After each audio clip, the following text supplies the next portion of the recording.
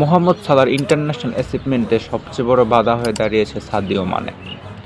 যেখানে দুইজন লিভারপুলের হয়ে একসাথে সকল ধরনের ট্রফি জিতেছে, সেখানে ইন্টারন্যাশনাল অ্যাচিভমেন্টের দিক থেকে মোহাম্মদ সালাহ সাদিও মানের কাছে বারবার হেরে যাচ্ছে। 2022 সালের অ্যাফকন ফাইনালে মিশর বনাম সেনেগালের ম্যাচে সাদিও মানে স্কোর করে এবং অ্যাফকন কাপের জেতার স্বপ্ন সালাহর ভেঙে যায়। এরপর ওই বছরের মার্চে ওয়ার্ল্ড কাপ খেলার স্বপ্ন, সেখানে প্রথম লেগে মিশর জিতলেও দ্বিতীয় লেগে সাদিও মানে আবার স্কোর করে এবং সালাহর বিশ্বকাপ খেলার স্বপ্ন সেখানেও ভেঙে যায়। একদিকে কয়েক মাস আগে ইন্টারন্যাশনাল অ্যাচিভমেন্ট ভেঙে যায় সাদিও মানের জন্য, তার ঠিক কয়েক মাস পর সেই সাদিও মানের জন্যই সালাহর বিশ্বকাপ খেলারও স্বপ্ন ভেঙে যায়। নিজের দেশকে রিপ্রেজেন্ট করার একটা চান্স সালাহর মিস হয়ে যায় সাদিও মানের জন্য। এরপর শেষ অ্যাফকন 14 জানুয়ারি, হয়তোবা এটা সালাহর শেষ অ্যাফকন ছিল।